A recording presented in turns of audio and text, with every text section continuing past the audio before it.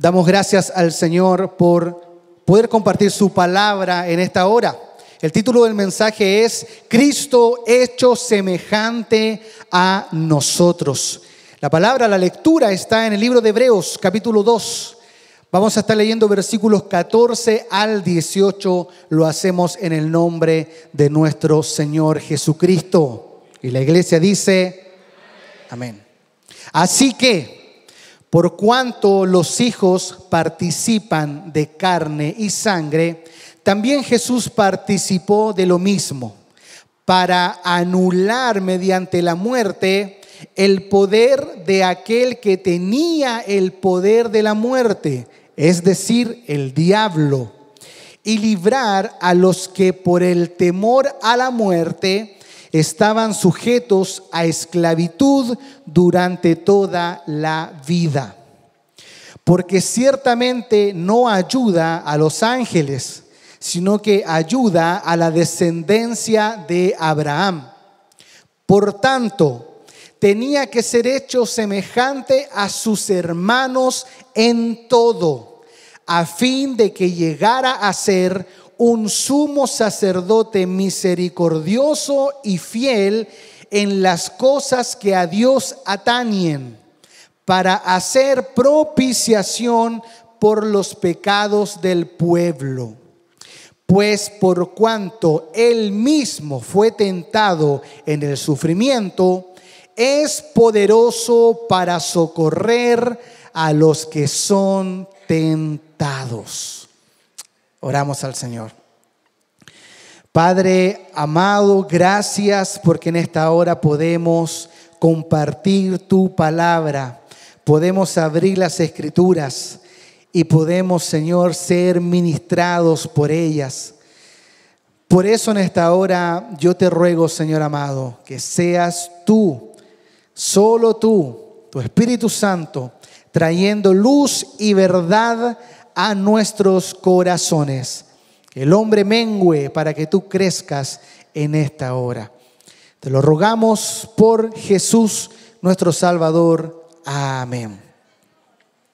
Hemos leído, ¿verdad?, el libro de Hebreos. Lo he dicho en otras ocasiones, pero lo voy a volver a decir porque me encanta. El libro de Hebreos trata de la superioridad de Cristo sobre todo.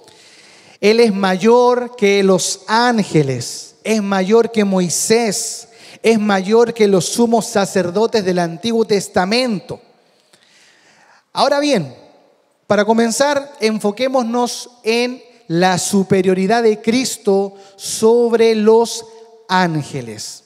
Vamos a hablar de eso rápidamente para iniciar este sermón. Aparte, recordando que estamos hablando de un libro, tal como su nombre lo dice, ¿verdad? La epístola a los hebreos.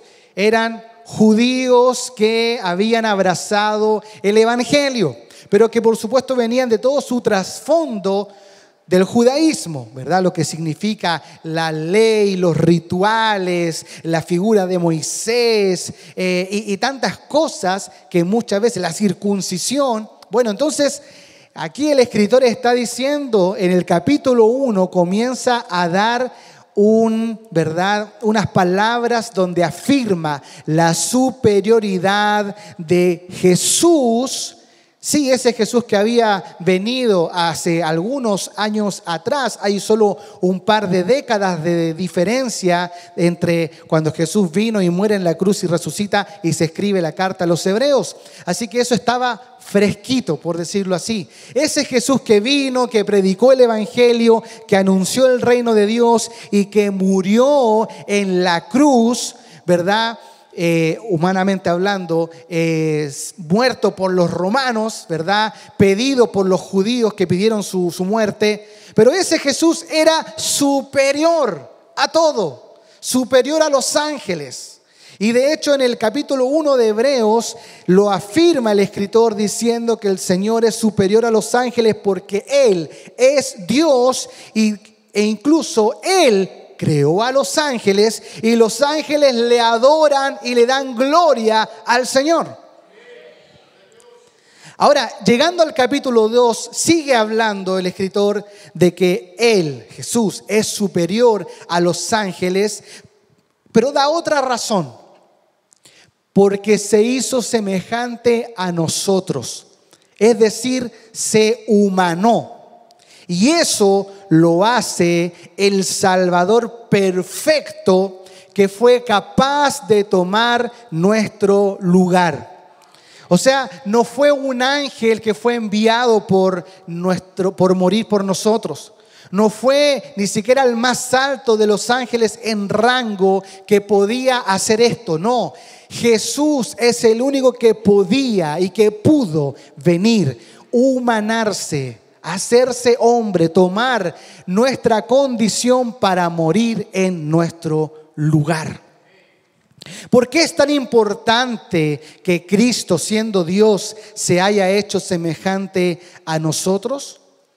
La respuesta es la siguiente, hermanos: porque esta era la única manera en la cual Él podía hacer posible nuestra redención. No era de otra forma, hermano amado, solamente tomando condición de hombre era la manera que el Señor podía redimirnos.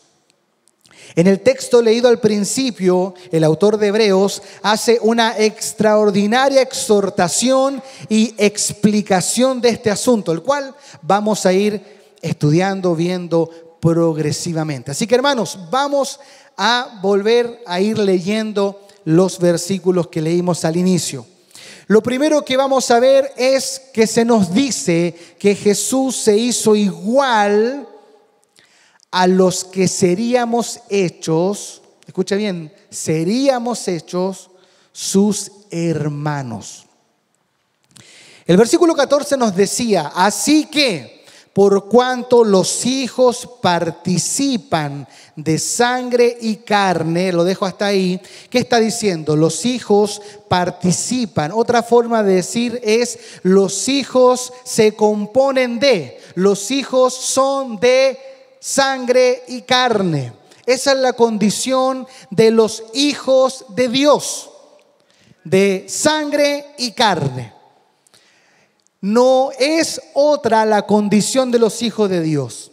No es seres solamente espirituales, no es la naturaleza, no son los planetas, las estrellas, no. Los hijos de Dios son seres de carne y sangre, es decir, los seres humanos. No todos, por supuesto, los seres humanos redimidos por la sangre de Cristo.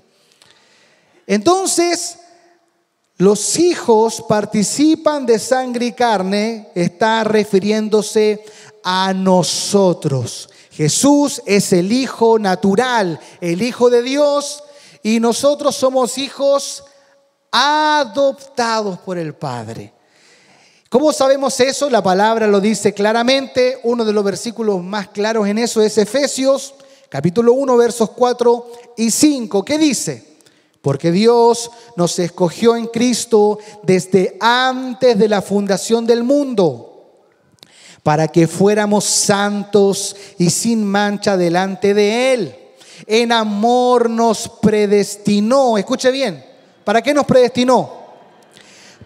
Para adopción como hijos para sí, mediante Jesucristo, conforme a la buena intención de su voluntad. Gloria a Dios por eso, hermanos amados. Usted, me imagino que con este texto se recordará parte de las doctrinas de la gracia, ¿verdad? El Señor dice que nos escogió antes de la fundación del mundo. Él dice que nos predestinó. ¿Para qué? Para adopción para sí, o mejor dicho, para adopción como hijos para sí. O sea, Él escogió a hombres y mujeres que serían sus hijos. Por eso, hermanos, tenemos que dejar claro que no toda la humanidad es hijo de Dios.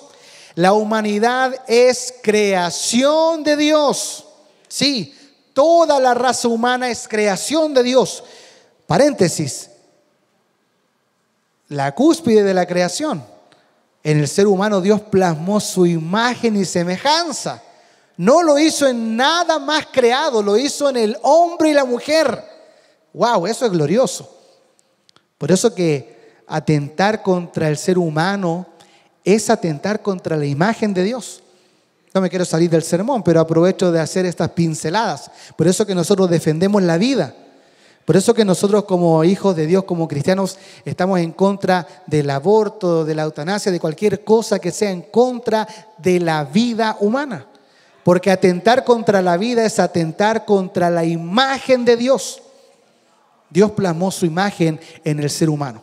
Ahora bien, volviendo al tema, pero somos todos creación de Dios, sí, pero no todos somos hijos de Dios, porque Dios desde antes de la fundación del mundo escogió, predestinó a muchos de toda tribu y lengua, nación, que los adoptaría como hijos suyos, mediante Jesucristo, como dice el texto, y conforme a la buena intención de su voluntad.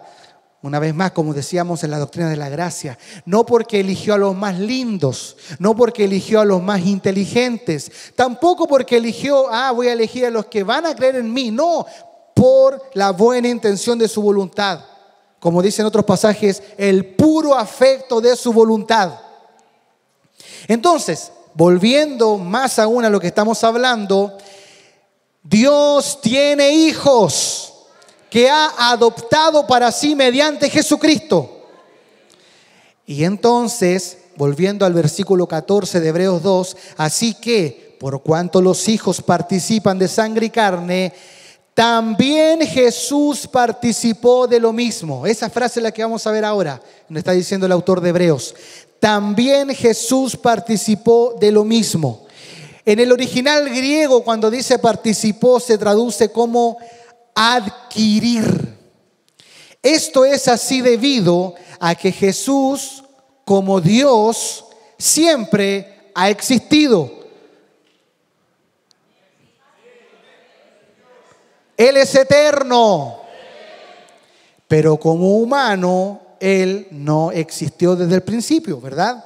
Él tenía que adquirir una humanidad desde un momento determinado, como lo dice la palabra, en la plenitud del tiempo. Él tenía que adquirir una humanidad, lo cual sucedió cuando fue concebido por el Espíritu Santo en el vientre de la Virgen María. En ese momento, ¿verdad? Jesús adquiere una condición de hombre. Él debía hacerse completamente humano para redimirnos. Hermanos, Él tenía que hacerse completamente, absolutamente humano para referirnos. Por eso, por ejemplo, nosotros rechazamos la creencia al estilo mitológico de que Jesús era mitad hombre, mitad Dios. No. Él era plenamente hombre. ¿Entonces dejó de ser Dios? No, por supuesto que no. Siguió siendo plenamente Dios. Sí, aunque quizá nuestra mente limitada no alcanza a comprenderlo plenamente, creemos en la unión hipostática del Señor. No voy a entrar en eso ahora, pero así se llama teológicamente, la unión hipostática, donde dos naturalezas conviven ahí en conjunto, la naturaleza divina y la naturaleza humana. No era mitad hombre, mitad Dios. No, Él era plenamente Dios y se hizo plenamente hombre. ¿Por qué tenía que ser así? Bueno, el mismo autor de Hebreos, un poco más adelante en el capítulo 10, versos 4 y 5, nos dice lo siguiente: porque es imposible que la sangre de los toros y de machos cabríos quite los pecados. Por lo cual, al entrar Cristo en el mundo, dice: sacrificio y ofrenda no has querido, pero un cuerpo has preparado para mí.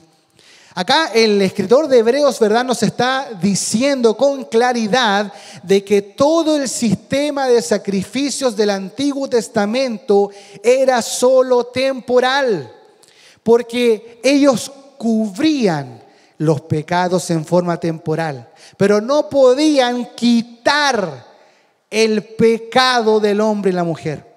Él lo dice, lo repito, porque es imposible que la sangre de toros y de machos cabríos quite los pecados.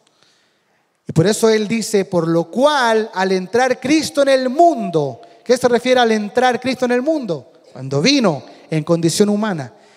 Él dice, y ahí está citando un salmo que dice, sacrificio y ofrenda no has querido, pero un cuerpo has preparado para mí. ¿Por qué? Porque Jesús iba a tomar un cuerpo para ser igual que nosotros. La misma condición. Esto reafirma que nuestro sustituto para pagar nuestro pecado debía ser un igual a nosotros. Por eso el Señor debía tomar un cuerpo humano, vivir una vida humana y morir una muerte humana. Hermanos, no podía venir un ángel, no podía venir, ¿verdad? Ningún, o los mismos animales del Antiguo Testamento. No, eso solo cubría temporalmente. Pero era Jesús en condición de hombre el que tenía que venir a morir en nuestro lugar.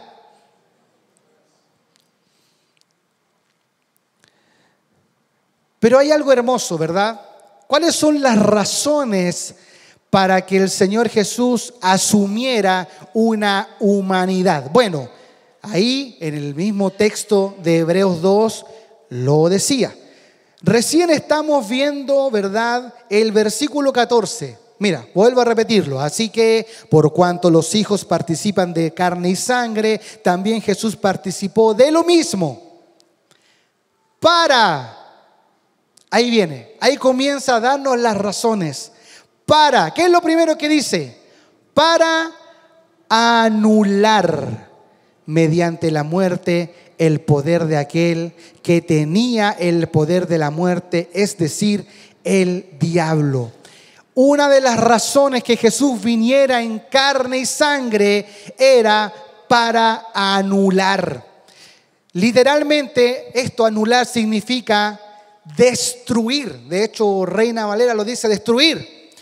O también podríamos decir para hacer impotente. Esto lo hizo, por supuesto, mediante la muerte. Pero, ¿qué cosa? ¿Para anular qué? ¿Para destruir qué? ¿Para hacer impotente qué? El poder de aquel que tenía el poder de la muerte. Y ahí mismo lo dice el autor de Hebreos, es decir, el diablo.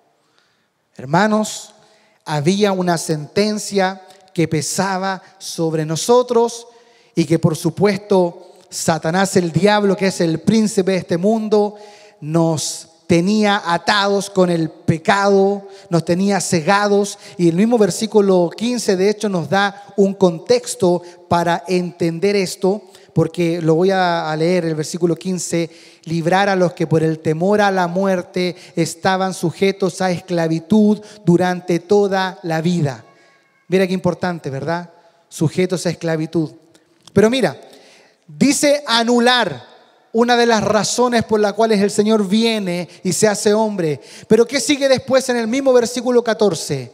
No, perdón, el versículo 15, justamente el que leí recién. Y librar. ¿Qué cosa? A nosotros que estábamos sujetos a servidumbre, es decir, éramos esclavos del pecado. No sé si usted lo puede reconocer, éramos esclavos del pecado.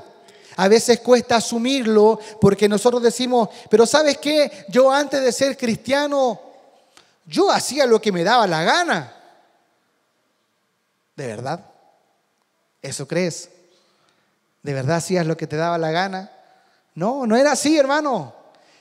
Eso es lo que nosotros pensamos. Hacíamos lo que nos daba la gana.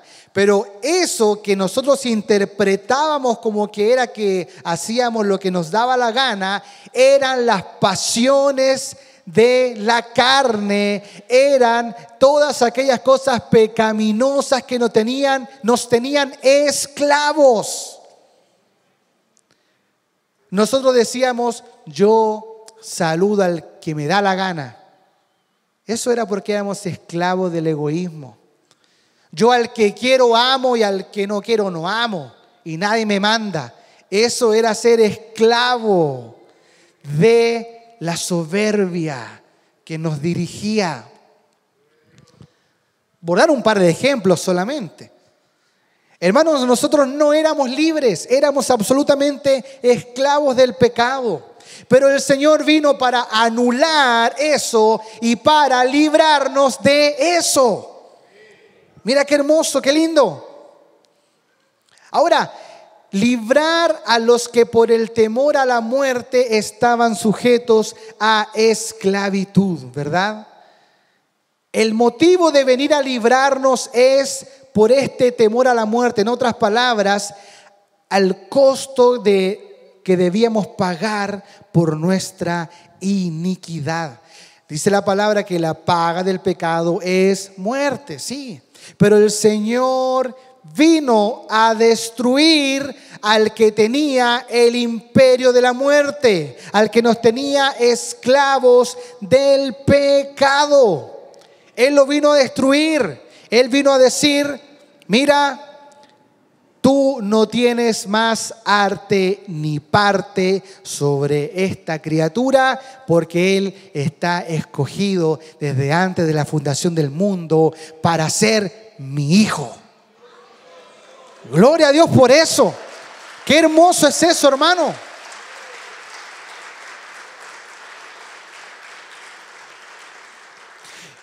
Hermano, ¿por qué crees que el diablo te soltó un día? Seguramente porque tú le pediste, le dijiste, diablito, lo pasé bien contigo, fue un buen tiempo, pero sabes que cambié de opinión. Ahora voy a servir a Cristo. Así que dejamos hasta aquí nuestra amistad, muchas gracias. No, hermano. ¿Sabes por qué el diablo te soltó? Porque un día Cristo vino y dictó una sentencia de liberación sobre todos aquellos que Él había escogido desde antes de la fundación del mundo. Gloria a Dios por eso, hermano. Él venció al que tiene el imperio de la muerte. Y por eso el creyente ya no le teme a la muerte, porque Jesús nos libró de ese temor que nos tenía sujetos a servidumbre. Lo dije delante, lo repito, Romanos 6:23 nos dice, porque la paga del pecado es muerte. Y ciertamente es así, y Dios en su justicia no dejará de cumplirlo. Sí, la paga del pecado es muerte. Es por eso, ¿verdad?, que nosotros tenemos que entender que no debemos tenerle temor a la muerte. Porque si bien es cierto, la muerte física tenemos que igual experimentarla, ¿verdad? El Señor no ha determinado librarnos de la muerte física. Nosotros, creyentes y así todo, igual tenemos que morir físicamente. Pero nosotros no tenemos temor de esa muerte, porque usted, me imagino, que no es de aquellos que dice, uy, si muriera mañana, ¿dónde voy? ¿Qué será de mi alma? Amén. Me imagino que usted no tiene ese temor, porque usted sabe dónde va. Usted sabe dónde va. Si tuviera que morir ahora, en unas horas más, mañana o cuando sea.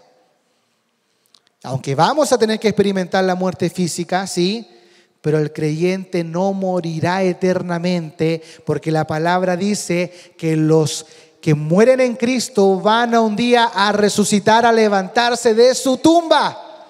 Entonces esa muerte es algo temporal, hermano. Nosotros vamos a la tumba ahí un ratito solamente, porque de ahí el Señor nos levantará un día. Amén.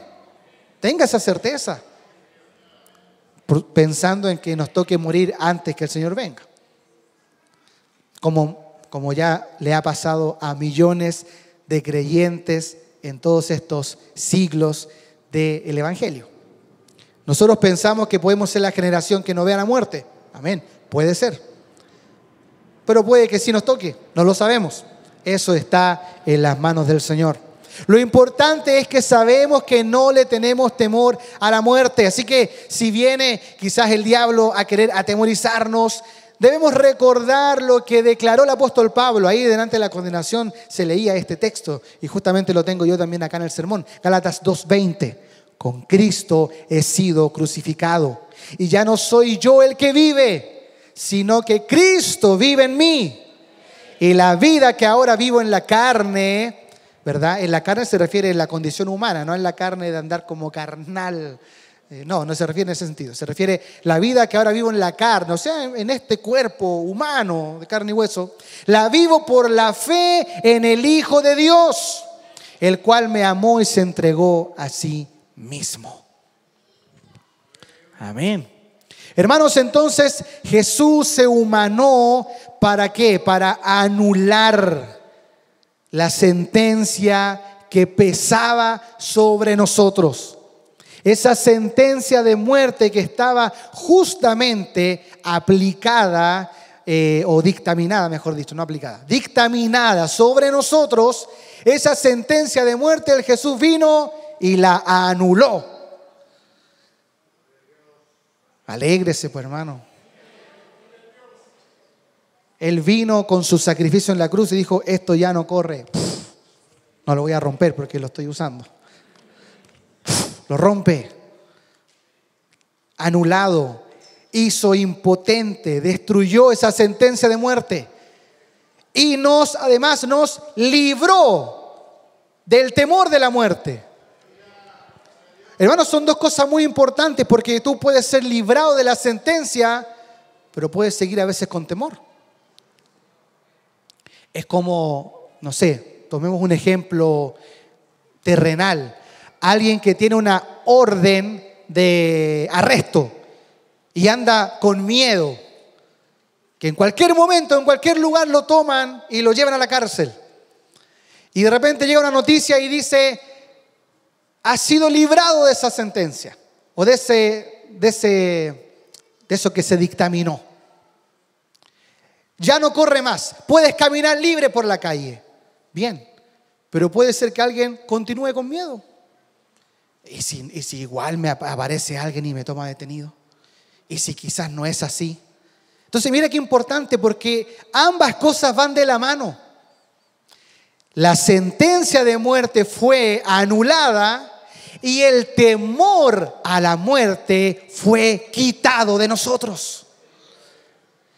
Así que, hermanos, si quizás aún andas con miedo, no más, hermano. Sigamos avanzando. Hemos visto ya los versículos 14 y 15 de Hebreos 2. Vamos al 16. Dice: porque ciertamente no ayuda a los ángeles, sino que ayuda a la descendencia de Abraham. Esta frase o este versículo destaca que la obra redentora de Cristo no fue dirigida a los ángeles caídos, sino a los seres humanos, específicamente a aquellos que son la descendencia de Abraham, es decir, los creyentes que comparten la fe del patriarca. Hermanos, dos cosas entonces interesantes a notar. Él no socorrió a los ángeles. El Señor en su soberanía determinó que no.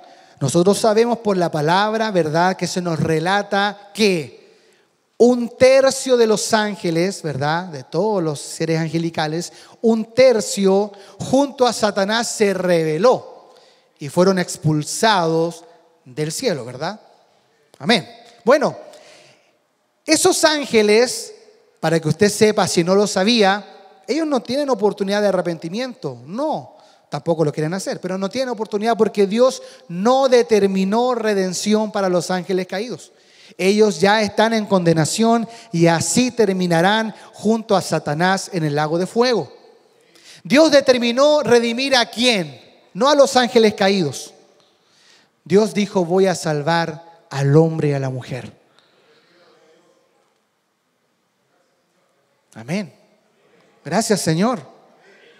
No socorrió a los ángeles, sino a la descendencia de Abraham. Y esto también es el segundo factor importante a entender. A la descendencia de Abraham se refiere al pueblo de Dios, a los israelitas. Yo soy chileno.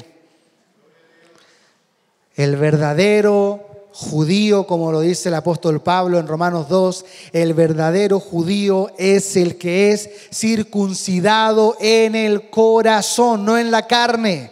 Nosotros, hermanos, los verdaderos creyentes en el nuevo pacto, nosotros somos los descendientes de Abraham. Amén. Sí, hermano. No seremos de raza judía, no tendremos sangre judía en nuestras venas, pero nosotros somos descendientes de Abraham. Y Dios entonces a nosotros, a su pueblo, al pueblo de Dios, que es la iglesia, nosotros somos los que el Señor ha socorrido o ha ayudado o ha venido a redimir. El verbo socorrer, ¿verdad? Que aunque no está aquí en la versión que estoy leyendo, Nueva Biblia de las Américas, pero sí el Reina Valera lo traduce como socorrer. El verbo socorrer, que viene del griego epilambanomai, significa tomar de la mano para ayudar o asirse de alguien, expresando que Cristo tomó realmente nuestra naturaleza y vino a rescatarnos con compasión y cercanía. Él vino a tomarnos de la mano, a ayudarnos, no desde arriba del trono, lejano, nos tiró ahí una cuerda de lejos. No, Él vino aquí, a nuestro lado, como uno igual a nosotros, hermano. De carne y sangre, tal como tú y yo, vino a socorrernos. Podemos ver la gracia y misericordia del Salvador, quien no decidió salvar seres celestiales, no, sino que decidió redimir personalmente a hombres y mujeres que pusieran su fe en Él. ¿Cómo no darle gloria al Señor, verdad? ¿Cómo no honrar a nuestro Salvador? La humanidad de Cristo, hermano, fue completa y perfecta. Mira qué importante esto. Vamos ahora al versículo 17. Por tanto, recuerda usted siempre, importante, cuando dice por tanto, está haciendo una conclusión de lo que viene diciendo anteriormente. Por tanto, a raíz de todo lo explicado hasta ahora, tenía que ser hecho semejante a sus hermanos en todo, a fin de que llegara a ser un sumo sacerdote misericordioso y fiel en las cosas que a Dios atañen. Hermanos, este versículo entonces 17 nos habla de esto, de que la humanidad de Cristo fue completa y fue perfecta. Dice que tenía que ser hecho semejante a sus hermanos en todo. Es por esto que vino a nacer como todo ser humano. Tuvo que aprender a caminar, a hablar, a comer como cualquier niño. Tuvo que crecer tanto en lo físico como en el conocimiento. Mira qué tremendo es esto. Recordemos el siguiente versículo, Lucas 2:52. Que nos habla de lo siguiente. Dice, y Jesús crecía en sabiduría, en estatura y en gracia para con Dios y los hombres. Mira qué tremendo es esto. Él crecía en sabiduría, en estatura y en gracia para con Dios y los hombres. Hermanos, Jesús limitó. Esto es importante, aunque no voy a explicarlo con mayor profundidad ahora. Jesús limitó, aunque no los perdió. Eso hay que también diferenciarlo. Jesús limitó, aunque no los perdió, sus atributos divinos en su naturaleza humana. Es por eso que tuvo que aprender todo en la vida como cualquier ser humano que va creciendo y desarrollándose. Pero no solo eso, ¿verdad? Por ejemplo, vemos que el Señor se cansó. Juan 4:6, solamente voy a decir la cita. Tuvo hambre, Mateo 4:2. Tuvo sed, Juan 19:28. Tuvo sueño, Lucas 8:23. Sintió tristeza, Mateo 26:37. Estuvo en agonía, Lucas 22:44. Y fue tentado, Mateo 4:1. Hermano, el Señor vivió esas cosas que también nosotros vivimos. En su condición de hombre, no porque dejó de ser Dios, sino porque Él se autolimitó en ese sentido. Eso es importante entenderlo. Él vivió lo que nosotros también vivimos. Tuvo hambre, tuvo sed, se cansó, se enojó también, sintió tristeza, sintió agonía. Sí, hermano. Fue tentado.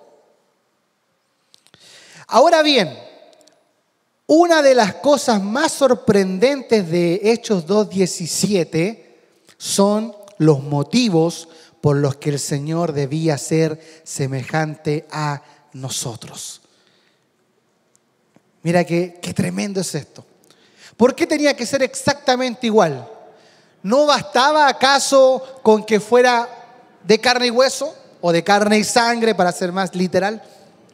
Porque Él podría haber sido un humano, carne y sangre, pero haber sido un tipo fortachón, el más sagaz mentalmente, inquebrantable en su carácter, en sus emociones, en todo sentido prácticamente un hombre imbatible.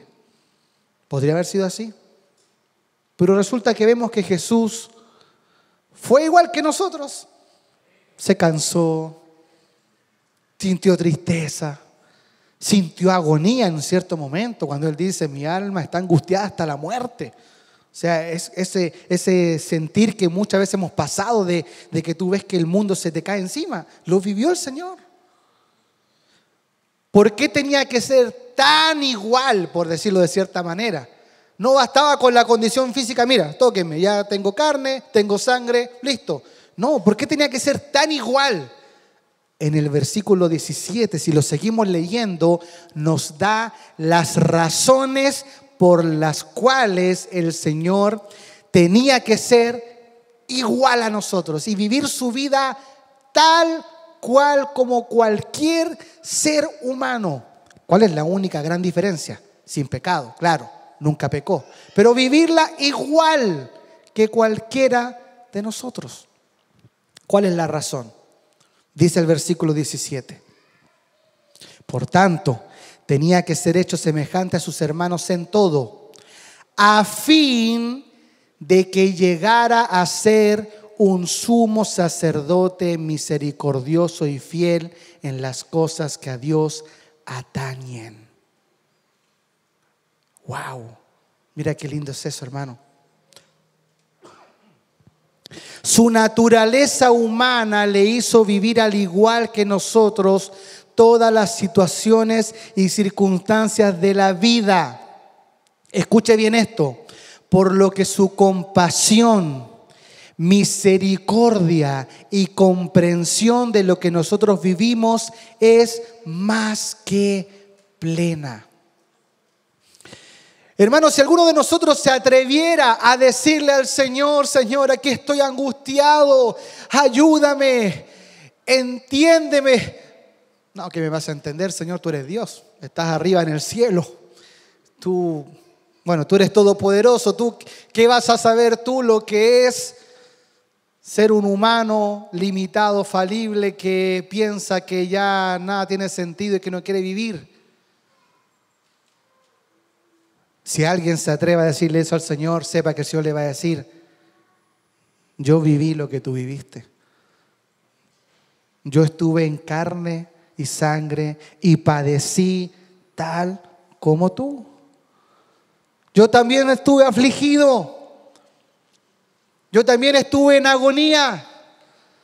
Yo también me cansé. Yo también tuve tristeza.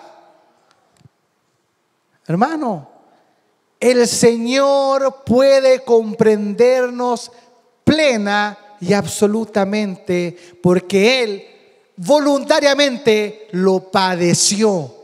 Se hizo igual a nosotros. ¿Para qué? Para ser un sumo sacerdote misericordioso y fiel. Esto es muy importante porque vamos al Antiguo Testamento. ¿Cuál era la figura del sumo sacerdote? Era la de intermediar entre los hombres delante de Dios, Dios Padre. Jesús es sumo sacerdote misericordioso y fiel. Que cuando tú estás afligido, hermano, y mira qué tremendo es esto, cuando tú estás afligido, Jesús puede interceder ante el Padre y decir: Padre, aquí está Juanito. Señor, Padre, ahí está Juanito. Yo lo entiendo porque yo estuve en condición de hombre. Intercedo, Padre, ante Él, para que con el Espíritu Santo pueda ser fortalecido, para que Él pueda ser levantado, para que Él pueda seguir adelante. Mira, hermanos, el rol del Señor como un sumo sacerdote misericordioso y fiel.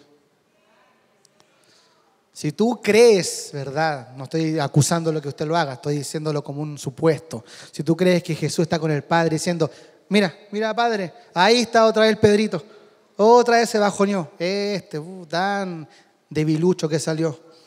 Si tú crees que está Jesús con esos diálogos con el Padre, estás equivocado, porque Jesús está ahí diciendo: yo lo entiendo, Padre, mira cómo está Pedro, mira, está como yo estuve cuando estaba en Getsemaní, así está ahora Él, y yo lo entiendo, pero Padre, vamos en ayuda de Él. Mira qué tremendo es esto, hermano. Un sumo sacerdote misericordioso y fiel. Él intercede ante el Padre y lo hace de una manera maravillosa, ya que Él padeció como hombre lo mismo que nosotros. Hebreos 4:15, mira, el mismo escritor de Hebreos, pero ahora en el capítulo 4, verso 15 dice: porque no tenemos un sumo sacerdote que no pueda compadecerse en nuestras debilidades, sino uno que fue tentado en todo según nuestra semejanza, pero sin pecado. Claramente, pero sin pecado. Esa es la única y gran diferencia entre Jesús, hombre, y cada uno de nosotros, pero sin pecado. Pero Él fue tentado en todo, según nuestra semejanza. Mira qué lindo es esto. No tenemos un sumo sacerdote que no pueda compadecerse en nuestras debilidades. Gramaticalmente, ¿verdad? Doble negación significa afirmación. No tenemos un sumo sacerdote que no pueda compadecerse. O sea, dicho de otra forma, tenemos un sumo sacerdote que se puede compadecer, que se compadece. Amén.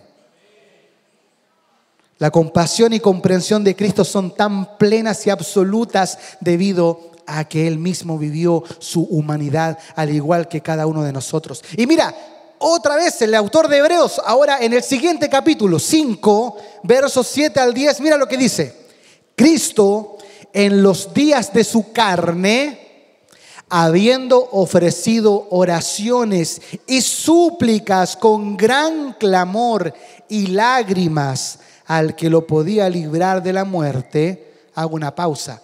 El Señor Jesús orando con gran clamor y lágrimas, siendo Jesús el Hijo de Dios, fue oído a causa de su temor reverente. Aunque era hijo, aprendió obediencia por lo que padeció. Y habiendo sido hecho perfecto, vino a ser fuente de eterna salvación para todos los que le obedecen, siendo constituido por Dios como sumo sacerdote según el orden de Melquisedec. Hermano, mira qué tremendo es ver cómo el mismo Señor aprendió obediencia, cómo Él dice que fue oído por su temor reverente. Ni siquiera fue un tema de decir: Padre, bueno, yo soy tu hijo unigénito, ya estoy listo. No, Él con clamor, con lágrimas, rogaba al Padre, con un temor reverente. Oiga, ese temor que ni siquiera muchas veces tenemos nosotros, hermano. Y Jesús, siendo Él, lo tenía para dirigirse al Padre. Qué tremendo es eso. Hermanos, estamos hablando de las razones por las cuales el Señor se hizo igual a nosotros. Ya dijimos que, según el verso 17, dice, a fin de que llegara a ser un sumo sacerdote misericordioso y fiel en las cosas que a Dios atañen. Ya estamos claros. Sigamos en el versículo 17, porque hay otra razón más. Para hacer propiciación por los pecados del pueblo. Para hacer propiciación por los pecados del pueblo. Esto expresa el propósito central de la encarnación y el sacerdocio de Cristo. ¿Qué cosa? Reconciliar al ser humano con Dios. El verbo ahí, hacer propiciación, traduce el término griego hilaskomai, que significa expiar, o dicho de otra forma, apaciguar la ira. Eso lo hemos dicho en otras ocasiones, ¿verdad? Apaciguar la ira. Recordemos de la ira de Dios, y lo he dicho en otras ocasiones, lo reitero, la ira de Dios es santa y es justa. No es el lado B de Dios, no es como el lado negativo. No, la ira de Dios, por supuesto. Una ira con todas sus letras, como tiene que ser, ante una criatura que viene y se revela. Pero esa ira fue apaciguada por el Señor Jesús. Esto se refiere entonces al acto mediante el cual Cristo, como sumo sacerdote perfecto, ofreció su propia vida en sacrificio para satisfacer la justicia divina y remover la culpa del pecado. Por eso Él es el Cordero inmolado, porque ahora no era un cordero el animalito, ahora era Él el que fue ofrecido como cordero. El pueblo alude al pueblo de Dios, aquellos a quienes Él redime.